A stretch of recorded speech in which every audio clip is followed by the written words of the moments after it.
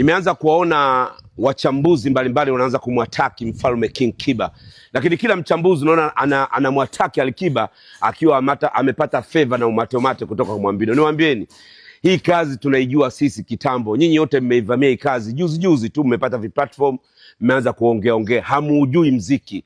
Lazima mjue kumtofautisha Alikiba na Mwambino. Kitu kimoja nataka ujue, Alikiba haishi kwa show off. Mwambino anafanya kazi kwa show off. Hilo la kwanza.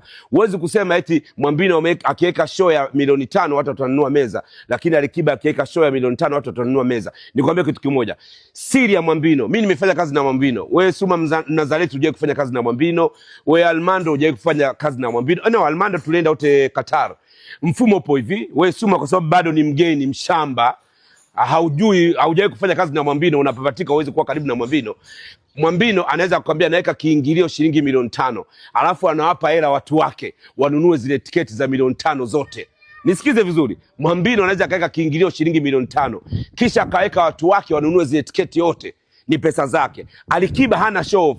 Akisema tiketi 100,000, akisema tiketi 200,000, akisema tiketi milioni 2. Anajua mashabiki zake wana kiasi gani cha pesa. Ndio maana hata alivyoenda Mwanza uliona, walivyoenda Kanda ya Ziwa uliona Alikiba alitunzwa na mashabiki wa Mwanza, matajiri wa Mwanza. Lakini Mwambino alivyokuwa Mwanza alitunzwa na watu wake aliotoka nao Dar, aliwapa pesa, aliwalipa kwenda kwenye event, alafu pesa yake wakaja kumtunza. Kwa hiyo lazima ujue kutofautisha brand ya Alikiba na brand ya Mwambino. Brand ya Mwambino ni show off, kujionyesha, kujifaharisha, kujionyesha na uwezo fulani. Alikiba haishi kwa show off.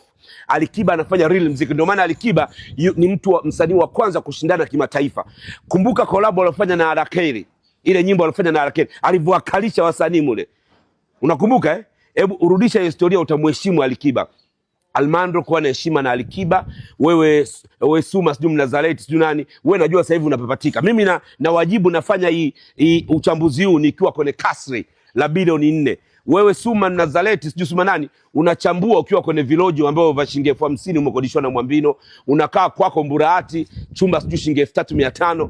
Wewe Almando wa Bongo 5 unachambua ukiwa kwenye chumba na sebule Mwananyamala, unakaa kwa Kopa. Kwa lazima mjue kutofautisha. Kwa najua njaa mnaopitia, ndio maana mnajikuta mnamwataki Alikiba. Mimi nachambua nikiwa site na mafundi wanaendelea, wanakatakata tiles nini, wanakatakata udambu vipande hapo.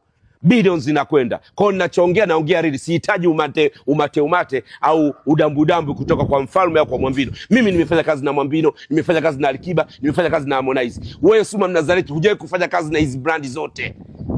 Umepotea, umepapatika, sasa hivi ndio unataka kurudi, unajifikia utarudi wote. Nikwambie hakuna pesa rahisi. Hakuna pesa rahisi. Fanyeni kazi. Acheni kuuza mdomo mkafikiri mtapata hela. Hakuna pesa rahisi. Pesa tulishazikusanya sisi hapa. Wapumbavu nyie. Hala.